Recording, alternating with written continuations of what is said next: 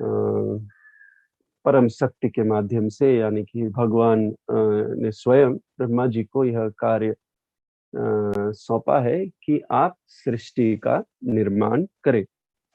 तो ये हम पहले अध्याय यानी कि भागवतम के सबसे पहले प्रथम श्लोक में ही हम देख सकते हैं कि यह ज्ञान जो है सृष्टि के निर्माण का भगवान ने स्वयं ब्रह्मा जी के हृदय में स्थापित किया। तेने ब्रह्म हृदय मुह्यंती यत् सूर्य, तेने ब्रह्म हृदय आदि कवय मुह्यंती यत् सूर्य। आदि कवय यानी कि सबसे प्रथम जीव जो है वो ब्रह्मा जी है इस सृष्टि में, और उनको इस सृष्टि के निर्माण करने के लिए स्वयं सत्यम परम धीमहि भगवान परम सत्य यानी कि विष्णु ने स्वयं उन्हें नियुक्त किया है। तो यह कार्य कोई साधारण कार्य नहीं है, यह बहुत ही रेस्पॉन्सिबिलिटी वाला कार्य है, और ब्रह्मा जी बहुत अच्छी तरह से निभा भी रहे, जैसे कि हम सब देख सकते हैं। तो यह कार्य वैसे तो विष्णु स्वयं भी कर सकते थे। इसमें का अक्सर लोग पूछते हैं कि सृष्टि का निर्माण एवं अंत के लिए इस प्रकार का अलग रूप या फिर अलग विस्तार क्यों लेते हैं भगवान, वे स्वयं क्यों नहीं करते हैं। यानी कि जैसे हम जानते हैं त्रिमूर्ति हैं, ब्रह्मा जी है, विष्णु है, देवताओं में सर्वप्रथम ये तीन देवताएं हैं, ब्रह्मा जी हैं, विष्णु है और शंभो यानी कि शिव जी है।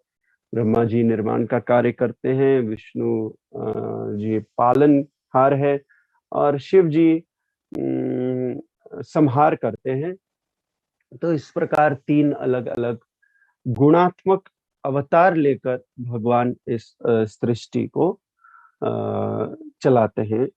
इसका कारण यह है कि आध्यात्मिक जगत में ये गुण नहीं है, खासकर ये जो रजोगुण और तमोगुण है, ये वहां पर उपस्थित नहीं है। इसलिए भगवान जब यहाँ पर इस सृष्टि में निर्माण कार्य करते हैं, उस गुण के माध्यम से नहीं कर सकते, क्योंकि वहां पर जो है विशुद्ध सत्व है। भगवान का हर चीज जो है, भगवान से जुड़े हुए हर चीज में केवल वह सत्व गुण ही रहेगा। लेकिन हमारे जो इच्छाएं हैं वो सत्वगुणी नहीं है। यहाँ पर जो लोग उपस्थित हैं उनकी इच्छाएं रजोगुण और तमोगुणी हैं। तो इस वजह से भगवान को विस्तार करना पड़ता है हमें अपने आप को, जिससे वे रजोगुणी एवं तमोगुणी स्वभाव वाले इस सृष्टि का निर्माण कर सके। तो इस प्रकार से उनके गुण अवतारों में ब्रह्मा जी और शिव जी आते हैं। तो भगवान के कई सारे विस्तार है, हम भी भगवान के ही विस्तार है, हम भी भगवान के अंश है। लेकिन सभी अंशों में अलग अलग प्रकार के गुण होते हैं। तो ब्रह्मा जी में जो गुण है वो बहुत ही अधिक है। जब हमसे कंपेयर किया जाए जो हमसे देखा जाए तो हम में वो गुण नहीं है। इसलिए ब्रह्मा जी को भगवान ने नियुक्त किया कि ये जीव जो है मेरा जो इच्छा अनुसार कार्य करेगा। और जितने भी जीव जो चाहते हैं कि आध्यात्मिक जगत में ना रहें और अपनी इच्छा से कार्य करना चाहते हैं, भगवान को शरणागति होकर उनके दास बनकर जो कार्य करना नहीं चाहते हैं, उनके लिए भगवान ने यह सुविधा यहाँ पर इस प्रकार से भौतिक जगत के रूप में प्रकट किया है। तो भगवान बड़े दयालु है, हमारी सारी इच्छाओं को वे पूर्ण करते हैं। वे भी हमारी तरह ही एक जीव है। उनमें और हम में यही अंतर है कि हम जो है भगवान जो है हम सभी की इच्छाओं को पूर्ण करते हैं।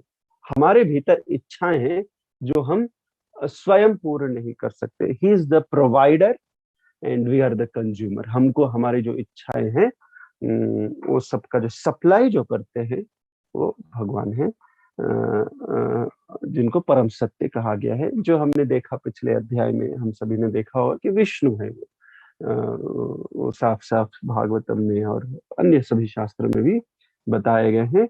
उनके नाभि से सर्वप्रथम जीव नाभि से जो कमल उत्पन्न होता है उस पर ब्रह्मा जी प्रकट होते हैं। ब्रह्मा जी प्रकट हुए, ब्रह्मा जी ने तपस्या किया, उन्होंने देखा कि परम सत्य विष्णु है, और उन्होंने उनसे ज्ञान लिया। विष्णु जी ने उनके हृदय में ज्ञान प्रकट किया और उन्होंने सृष्टि का प्रारंभ किया। अभी सृष्टि चल रहा है, निर्माण चल रहा है सृष्टि का। इस बीच में हम देख सकते हैं कि ब्रह्मा जी जो है उनके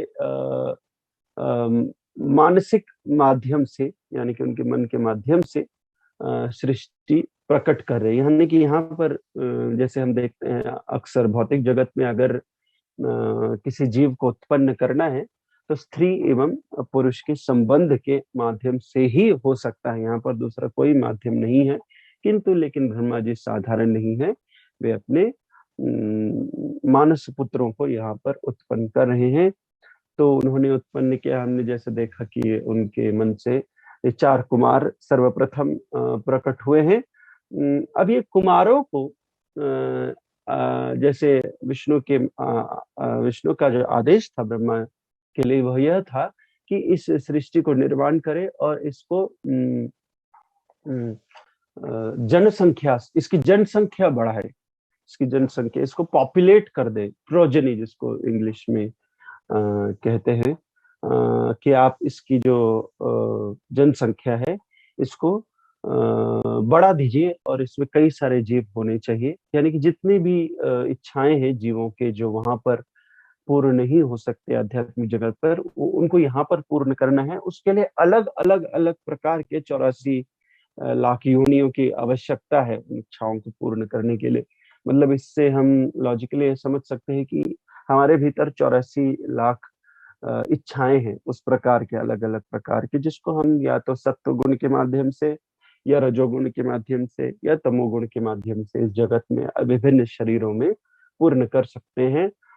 इसके लिए नेचर यानी कि भौतिक प्रकृति जो है हमें इसका संविधान, इसका जो फैसिलिटी है वो प्रदान करती है। तो यहाँ पर ब्रह्मा जी जब पुत्रों को उत्पन्न किया और ब्रह्मा जी ने उनको आदेश दिया कि चलिए अभी आप अपने कार्य में शुरू हो जाइए और इस जगत में जो है, इस सृष्टि में जो है, इस सृष्टि की जनसंख्या को बढ़ाइए। लेकिन आप देख सकते हैं कि जो कुमारगण जो थे पहले से ही आध्यात्मिक स्तर पर अपने आप को स्थापित कर चुके थे, यानी कि जन्म से ही उन्हें अभी किसी के अंदर नीचे कार्य करके गुरु को ढूंढकर या फिर गुरु के माध्यम से शिक्षा लेकर उस पर अमल करके उसको प्रैक्टिकल एप्लीकेशन करके फिर वैष्णव बनकर या फिर भक्त बनकर आगे बढ़ने की आवश्यकता नहीं है। ये पहले से ही परफेक्टेड बीइंग्स है। परफेक्टेड बीइंग्स मतलब पहले से ही ये सिद्ध है इन सभी क्रियाओं में। तो इस प्रकार से जब ब्रह्मा जी ने उन्हें आदेश दिया कि अब आप घुस जाइए भौतिक जगत के सांसारिक जीवन में और नीचे गिर जाइए और फिर रजोगुण और तमोगुण में घुसकर आप अपने आप को जघन्य गुण में चले जाइए और बच्चे पैदा कीजिए और फिर उनकी शादी होगी, फिर वो बच्चे पैदा करेंगे, फिर उनकी शादी होगी। इस प्रकार आप इस प्रकार के कार्य में लग जाइए। इस प्रकार कहा, जब उनसे कहा तो वे कहा नहीं, ये नहीं हो सकता, क्योंकि वे पहले से ही सर्वगुण संपन्न थे और समस्त विद्याओं से वे युक्त थे। इसलिए वे समझ गए कि हम इस पर इसमें नहीं घुसेंगे दोबारा, हम इस गृहस्थ आश्रम में या फिर इस प्रकार से जनसंख्या बढ़ाने में इंटरेस्टेड नहीं है। जैसे कि कभी कभी आप देख सकते हैं कि कुछ लोग जो ब्रह्मचर्य का पालन करते हैं वे कभी भी गृहस्थ आश्रम में नहीं घुसते हैं, क्योंकि वो बहुत बुद्धिमान है। वे समझ चुके हैं कि जो गृहस्थ आश्रम है वो हमें इस जगत से, इस जग से, इस भौतिक प्रकृति से बांध देती है और एक बार बंध जाने पर उस गांठ को खोलना बहुत मुश्किल है, वहां से बाहर निकलना बहुत कठिन है। तो बुद्धिमान व्यक्ति जो है वे सीधे ब्रह्मचर्य आश्रम से संन्यास आश्रम की ओर प्रवेश करते हैं। ये 2 पहाड़ की तरह है, जैसे 2 पहाड़ है और दोनों पहाड़ के बीच में एक खाई है। तो अभी एक पहाड़ से अगर हम एक ब्रिज बना दे दूसरे पहाड़ की ओर, तो फिर हमें खाई में जाने की जरूरत नहीं है। तो ये ब्रह्मचर्य आश्रम ऐसे, ब्रह्मचारी आश्रम एक पहाड़ है जो आप सबसे ऊपर पीक पर रहते हैं, जीवन के चरम लक्ष्य को समझते हैं और उसके पीक। लेकिन गृहस्थ आश्रम में फिर आप खाई में जाते हैं, फिर खाई से दूसरे पहाड़ में चढ़ना बहुत मुश्किल है। वहां से चढ़ के जाना ट्रेकिंग की तरह, मतलब दूसरे अभी उस पीक पर चढ़ना कोई आसान बात नहीं है। इसलिए ब्रह्मचारी लोग क्या करते हैं, एक ब्रिज बना देते हैं इस पीक से उस पीक पहाड़ तक, और उसके ऊपर से आराम से चले जाते हैं, वो खाई में नहीं गिरते हैं। तो यहाँ पर ब्रह्मा जी कह रहे आप खाई से होते हुए दूसरे पहाड़ भाई, तो वो कह रहे नहीं हम ये नहीं करेंगे। तो वो बड़े बुद्धिमान थे, उन्होंने कहा नहीं, हम केवल भगवान के चिंतन में, उनके गुणगान में, उनकी तपस्या में हम अपने आप को लीन करेंगे। तो जब ऐसा कहा तो ब्रह्मा जी का जो है, जो कार्य जो है, पहला स्ट्रगल, वही पहला जो प्रयत्न जो वो कर रहे थे, इससे वो क्रोधित हो गए। क्रोध इसलिए आया उनको, इसके दो कारण हैं। एक, उनका कार्य संपन्न नहीं हुआ, पहला अटेम्प्ट ही फेलियर हो गया। दूसरा, उनके पुत्र है ये, पुत्रों का क्या रिस्पॉन्सिबिलिटी है, वो अपने पिता की बात सुने, अनुशासन करे, वो भी नहीं मान रहे। तो इन दोनों बातों से उन्हें बड़ा क्रोध आया। लेकिन वे अपने क्रोध को अपने भीतर ही छुपा रहे थे, अपने अंदर बिना बाहर निकले उसको छुपा रहे थे। अभी क्रोध जो है, जैसे कि हम जानते हैं, कामेश क्रोधेश रजोगुण समुद्भव, ये रजोगुण के लक्षण है, काम एवं क्रोध जो है रजोगुण। लेकिन रजोगुण में जो लोग रहते हैं वे इस काम एवं क्रोध को कंट्रोल करने की शक्ति रखते हैं। इसका अर्थ ये नहीं है कि ब्रह्मा जी रजोगुण है, नहीं, ऐसा नहीं। ये रजोगुण के स्वामी है। जैसे कि हमने देखा इस भौतिक जगत में तीन गुण हैं, सत्वगुण, रजोगुण और तमोगुण।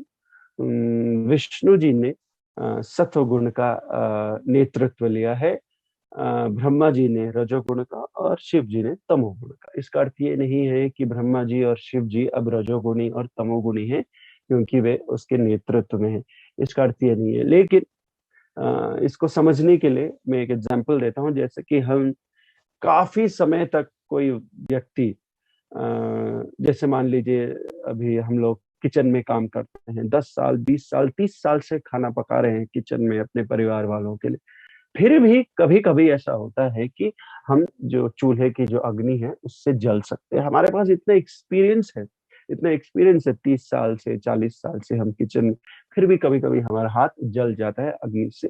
तो इसी प्रकार से नित्य रूप से जब हम रजोगुण के संपर्क में रहते हैं, यह संभव है, यह स्वाभाविक है कि कभी कभी हम उससे प्रभावित हो जाते हैं। तो यहाँ पर ब्रह्मा जी ने जब देखा कि उनके पुत्र जो उनका अनुशासन करना चाहिए वे उनका आदेश का पालन नहीं कर रहे हैं, तो उन्हें अंदर से क्रोध आया। ये क्रोध भी साधारण क्रोध नहीं है, यह भी समझना आवश्यक है। उदाहरण के लिए क्रोध में भी दो प्रकार के होते, एक, क्योंकि मेरी इच्छा पूरी नहीं हुई मुझे क्रोध आया। दूसरा, क्योंकि भगवान की इच्छा है वो पूरी नहीं हुई मुझे क्रोध आया। तो एक क्रोध जो है भौतिक है और एक आध्यात्मिक है। जैसे अभी ब्रह्मा जी यहाँ पर अपनी खुशी के लिए नहीं कर रहे हैं यह सृष्टि का निर्माण, वे विष्णु का आदेश का पालन कर रहे हैं। तो उसमें क्रोध आने में स्वाभाविक है। जैसे अभी जब हम, जैसे अर्जुन युद्ध रणभूमि में युद्ध कर रहे थे तो क्रोध आ रहा था, उनको मारने के लिए तो क्रोध चाहिए, वो क्षत्रिय है। लेकिन यह क्रोध आध्यात्मिक क्रोध है क्योंकि भगवान की इच्छा के अनुसार वो क्रोध कर रहे हैं। तो इसी प्रकार यहाँ पर ब्रह्मा जी सृष्टि का निर्माण जब नहीं हो रहा उन्हें क्रोध आ रहा है। जो भी है, जब उन्हें क्रोध आया तो उन्होंने उसे दबा दिया। तो क्रोध जब हमें आता है, खास करके जो लोग भक्ति के मार्ग पर चलते हैं या भगवान के विषय में कार्यरत रहते हैं, उस क्रोध को प्रकट ना करके दबाना भी एक गुण ही है, एक गुण ही है, इसमें भी एक क्वालिटी है। क्योंकि जो भी हो रहा है, ये जो चार पुत्र जो है ब्रह्मा जी के, वो भी भगवान की इच्छा से ही प्रकट हुए हैं। तो इसको समझकर उस क्रोध को प्रकट ना करना और उसे भीतर रख के, नहीं तो इसको अगर हम अंदर ही रखेंगे, लेट से बाहर ना निकाल पाए, या फिर उसको समझकर उस क्रोध को कि ये इच्छा भगवान की इच्छा से ही हो रहा है, जो भी हो रहा है, तो क्रोध ठंडा हो जाएगा। लेकिन उसको समझ नहीं पाएंगे तो क्रोध फूट जाएगा बाहर, उस प्रकार फूट फूट जाएगा। तो आध्यात्मिक क्रोध हो जब फूटता है तो भी अच्छा ही होता है, उससे भी अच्छे कार्य ही निकलते हैं। जैसे कि हम देख सकते हैं जो ऋषि मुनि जन, जब क्रोध आता है तो वे श्राप दे देते हैं दूसरों को, तो श्राप से ही उस जो सामने वाले व्यक्ति जो है उसका उद्धार ही होता है। यह एक फल है आध्यात्मिक क्रोध का। तो लेकिन भौतिक जगत में क्या होता है, जब लोगों को क्रोध आता है, ये महाशन महाशन महापाप में बदल जाता है। कामेश क्रोधेश रजो गुण समुद्भव महाशन, महाशन मतलब महापाप, यानी कि वो रात में बदल जाता है, उसमें उसको उसने ट्रीटमेंट नहीं किया उस क्रोध को, वो डिजास्टर में बदल जाता है। यानी कि वो अपना भी नुकसान करेगा, दूसरों का भी नुकसान करेगा। तो ब्रह्मा जी यहाँ पर अपने क्रोध को दबाए रखे हैं। यह गुण जो है, ये रजोगुण के लक्षण है। जो क्रोध जो आ रहा है, ये रजोगुण के लक्षण है। इसमें ऐसा ही एक दूसरा उदाहरण भी है, जैसे भागवतम में आप देख सकते हैं। एक कथा है जहाँ पर जब ऋषि मुनिया एक यज्ञ कर रहे थे, संपन्न करने की कोशिश कर रहे थे, तो उनके भीतर यह प्रश्न उठा उनके समक्ष कि यह जो यज्ञ की जो इसको सैक्रिफाइस का जो रिजल्ट है, वह किसको अर्पण किया जाए। अभी तो 3 देवताएं हैं, जैसे कि हम सब जानते हैं, ब्रह्मा जी है, विष्णु है, शिव जी है। अब इनमें से परम कौन है, इन तीनों में परम कौन है? तो इसकी जो चर्चा होने लगी उनके बीच में, और उन्होंने भृगु, महर्षि भृगु को कहा कि आप पता करके आइए तीनों लोकों में जाकर, इनके धाम में जाकर, कि ये तीनों में परम कौन है। यह जो है, हम आपको यह कार्य सौंपते हैं, आप जरा पता करके आइए, तब तक हम यज्ञ का जो है रिजल्ट ऑफरिंग नहीं करेंगे, तो आप फटाफट पता करके आइए। तो महर्षि भृगु ने कहा, जो ब्रह्मा के पुत्र ही है, उन्होंने कहा कि हाँ, मैं पता करके आता हूँ। तो फिर वो गए, सबसे पहले गए ब्रह्मा जी के लोक में, ब्रह्मलोक में, जहाँ पे ब्रह्मा जी रहते हैं।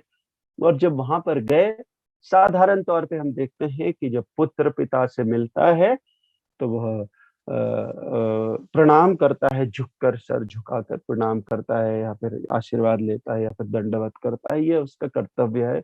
लेकिन जब वे ब्रह्मा जी के धाम में गए, उनके पिता के समक्ष पहुंचे, उन्होंने ऐसा कुछ भी नहीं किया, वो खड़े रहे सीना तान कर। तो जैसे ही हुआ, ब्रह्मा जी के भीतर बहुत क्रोध आया, वहां पर भी वो क्रोध को उन्होंने कंट्रोल किया, अंदर ही दबा के रखा, उन्होंने उस क्रोध को प्रकट नहीं किया। तो भृगु जी अभी परीक्षा ले रहे हैं। ये परीक्षा किस लिए ले रहे हैं? वो देखना चाहते हैं कि तीनों में सबसे परम कौन है। परम वो ही हो सकता है जो पूर्ण रूप से सत्व गुण में सदा समय अपने आप को रख सकता है, वही परम सत्य हो सकता है। विशुद्ध सत्व कहते हैं, यानी कि कभी भी किसी भी प्रकार के काम, क्रोध, रजोगुण या तमोगुण से कभी भी प्रभावित नहीं होते हैं, भले ही वो कोई भी परिस्थिति हो, वे परम होते हैं। तो जब उन्होंने देखा, भृगु ने, कि ये ब्रह्मा जी जो मेरे पिता है, ये परम नहीं हो सकते, क्योंकि भले ही इन्होंने क्रोध को प्रकट नहीं किया, मैं उनके शारीरिक लक्षणों से समझ सकता हूँ, उनकी आंखों से समझ सकता हूँ कि ये मुझसे बड़े क्रोधित है, ये परम नहीं हो सकते हैं। फिर वे गए शिव जी के पास। सबसे पहले उन्होंने ब्रह्मा जी के पास जब गए, उन्होंने मानसिक माध्यम से प्रवृत्ति किया, यानी कि मन के माध्यम से उन्होंने ऐसा प्रवृत्ति किया जिससे सामने वाले को क्रोध आ जाए।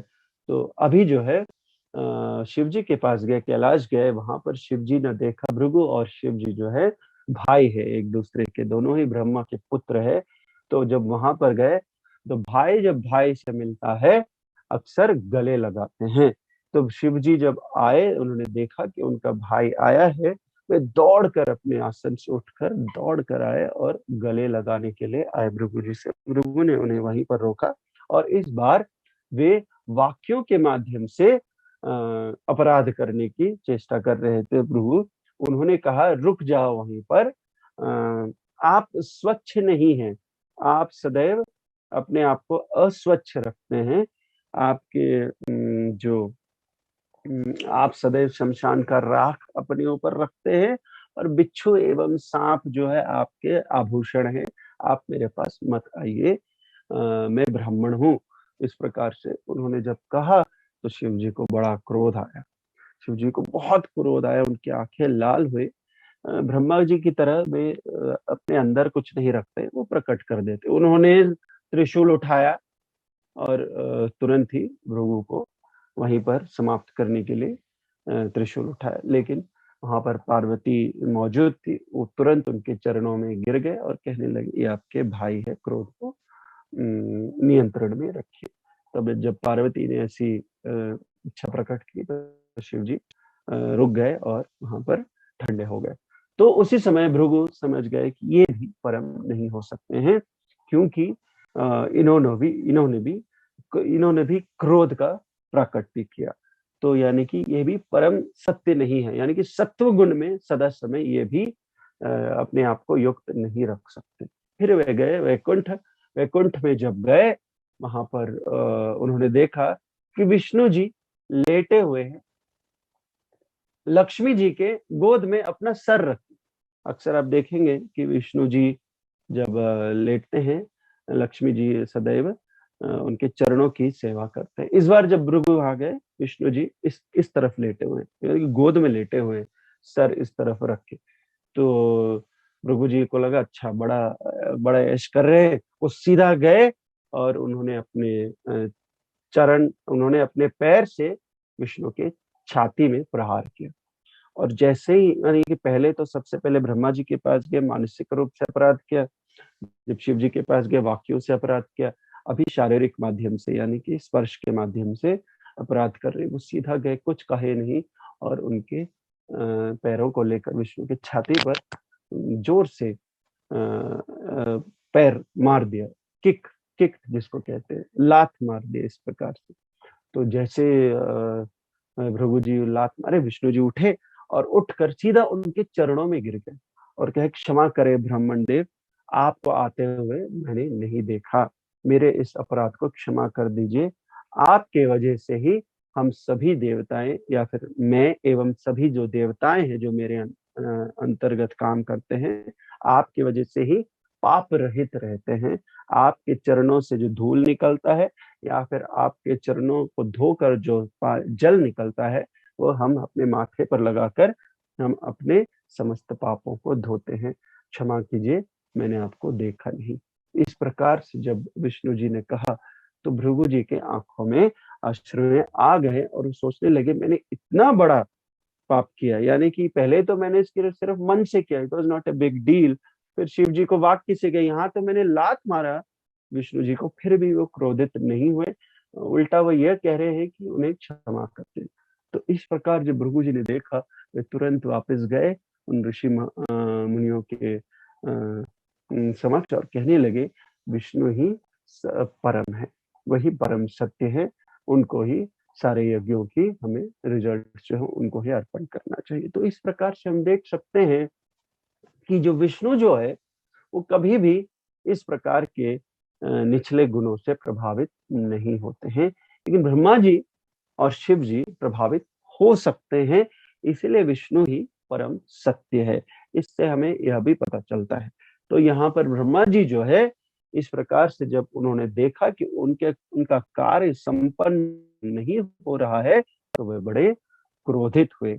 जब उन्होंने देखा कि जो 4 कुमार जो है वो इनकार कर रहे हैं उनका कार्य करने के लिए, तो उन्हें क्रोध आया, भले ही उन्होंने उस क्रोध को प्रकट नहीं किया। तो जहां तक हमें इससे यह सीखना चाहिए कि भले ही जो भी हमारे जीवन में जब हम भक्ति के भगवान के कार्य को संपन्न करने के लिए जब हम आगे बढ़ रहे हैं, हमें अपने जीवन में ऐसे भले ऑफ कोर्स हम लोग जैसे हम सोच सकते हैं कि ब्रह्मा जी और शिव जी प्रभावित हो सकते हैं, तो हम भी तो प्रभावित होंगे, हम तो साधारण जीव प्रभावित होंगे।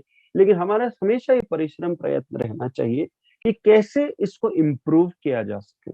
इस क्रोध और काम की जो चेष्टाएं हैं, इच्छाएं हैं, जो रजोगुण और तमोगुण से प्रभावित इच्छाएं हैं, इन इच्छाओं को जब हमारे भीतर जब बार बार आता है, तो इसको हम कैसे कंट्रोल में लाए, या फिर इसको कैसे अ, इसको कैसे सुधारा जाए, इस पर भी हमें सदा समय कार्य करते रहना चाहिए। क्योंकि जब तक सत्व गुण में भक्ति में जब लोग आते हैं, हम सत्व गुण में अपने आप को स्थापित करते हैं, इसमें कोई शंका नहीं है। लेकिन अगर सत्व गुण बार बार रजोगुण और तमोगुण से प्रभावित हो रहा हो, तो फिर विशुद्ध सत्व में हमें जाना, यानी कि विशुद्ध सत्व जो क्वालिटी है उसको पाना बहुत मुश्किल हो जाएगा।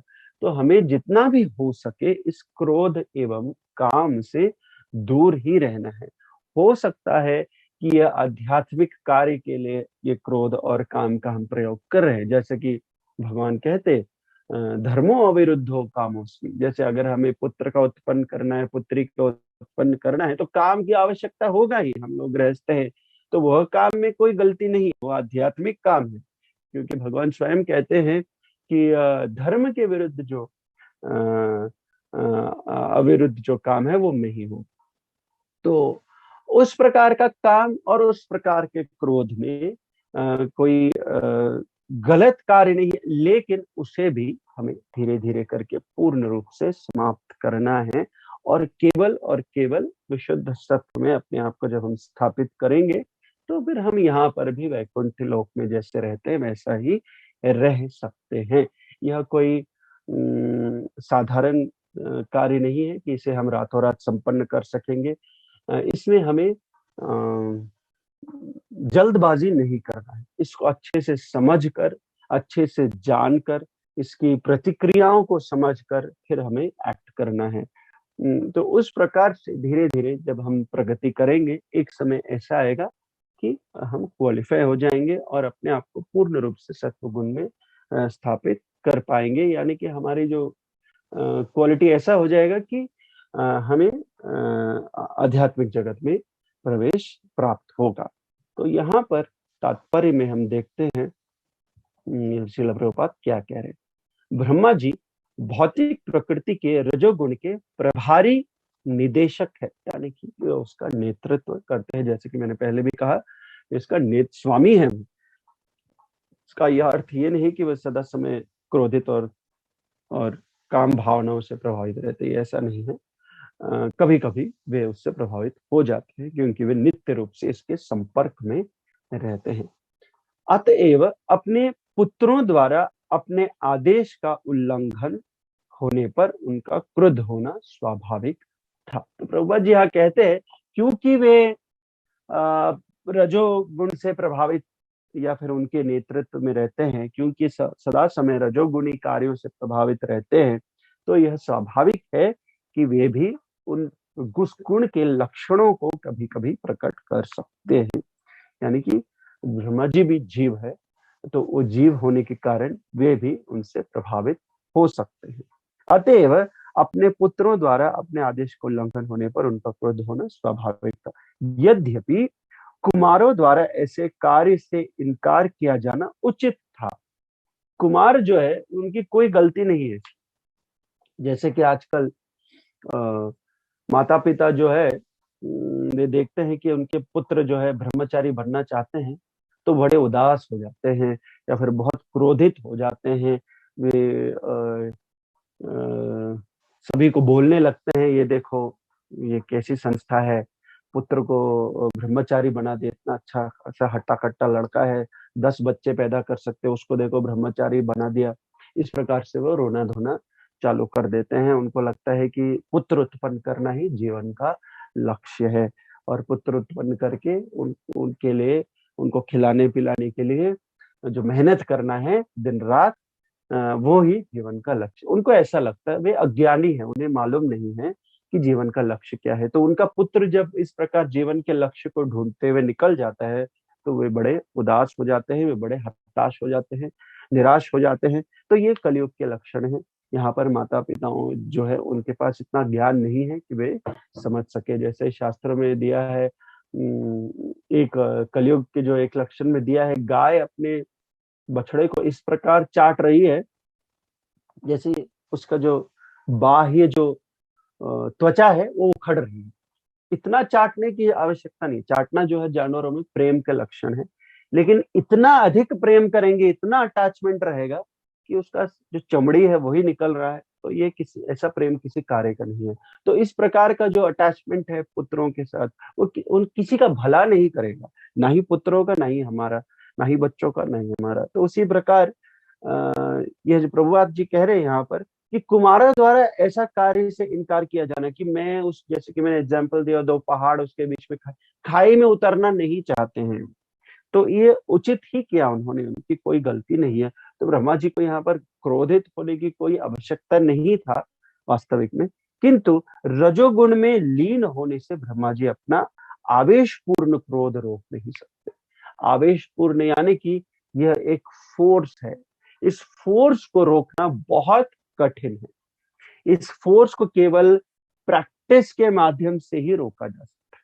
अक्सर हम देखते हैं कि अपने जीवन में हम कभी कभी आध्यात्मिक जो जीवन में है हमारा बहुत पीक पर रहता है, यानी कि हमें चैंटिंग में बहुत रस आ रहा है, हमें आध्यात्मिक कार्य करने में बहुत रुचि है, हम भागम भाग कर रहे हैं, यहाँ वहां जाने में हमें कोई थकान नहीं हो रहा है। फिर कभी कभी क्या होता है, अचानक जीवन में ऐसा समय आता है कि ये सब कार्य करने में कोई इच्छा नहीं है, ना ही जाप करने में हमें कोई रुचि मिल रही है। इसका अर्थ यह हुआ कि हम दूसरे गुणों से प्रभावित हो चुके हैं, और ये स्वाभाविक। ये जो हमेशा अपने आप को ब्रह्मभूत में रखने की जो कला है, यह बड़ी आसानी से नहीं प्राप्त हो सकती। तो कभी कभी हम काम से प्रभावित हो जाते हैं, तो कभी क्रोध से, लेकिन इसको फेल्योर के रूप में नहीं लेना है हमें जीवन। इसमें फेल्योर नहीं है।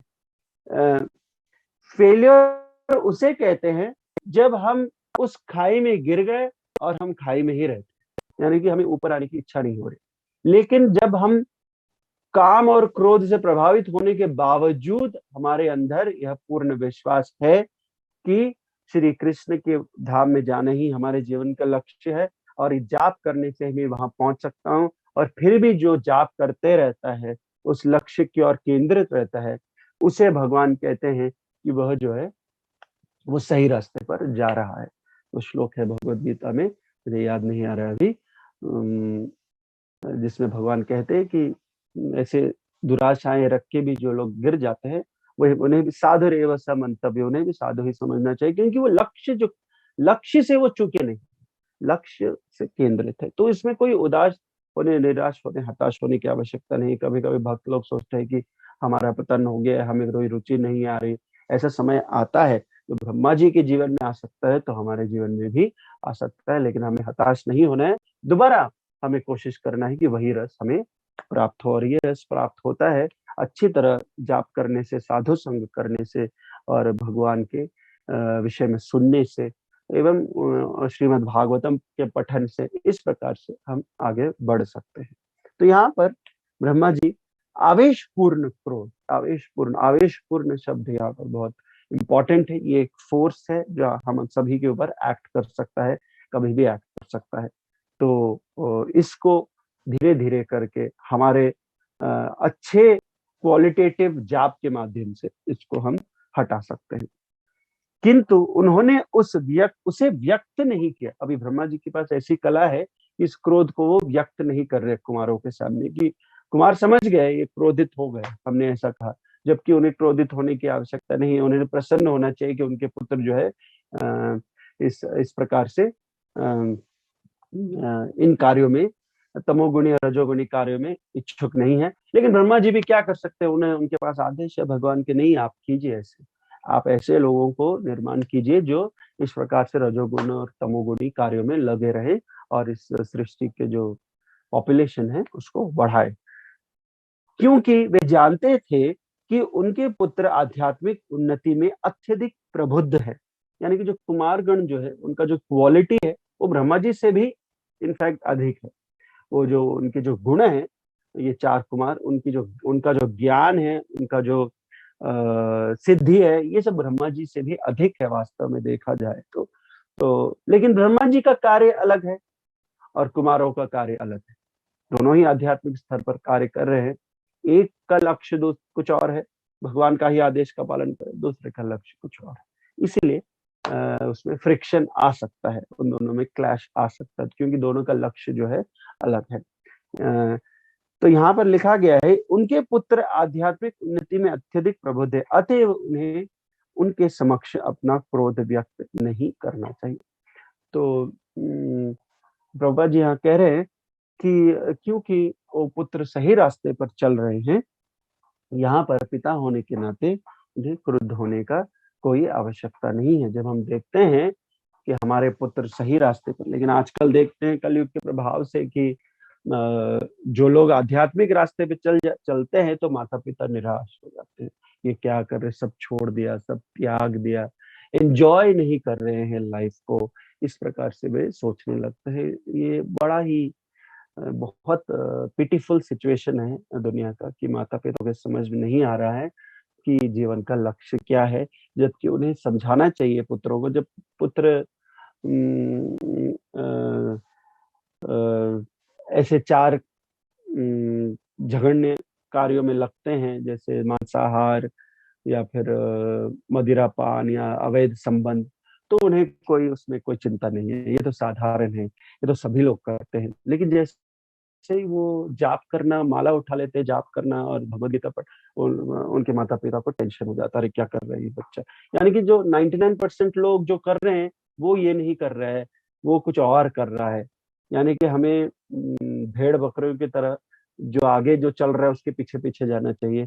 लेकिन हरे अथेव हरि भजे बुद्धिमान जन, बुद्धिमान जन जो है वे ही केवल हरि भजन करते हैं। और जैसा कि हम जानते हैं कलयुग में बुद्धिमान जनों की कमी है, तो ये स्वाभाविक है, जब कोई बुद्धिमान कार्य करता है दूसरे लोग अप्रसन्न हो जाते हैं। क्योंकि मूर्खों की सभा में अगर हम कोई कहे कि यह कार्य करना है तो वे नाराज हो जाते हैं। वो कहते कि इन्हें ये आप गलत कर रहे हैं, क्योंकि हम सारे मूर्ख ऐसा नहीं कर रहे हैं, आपको अलग कर रहे हैं, तो इस प्रकार से वे नाराज हो जाते हैं।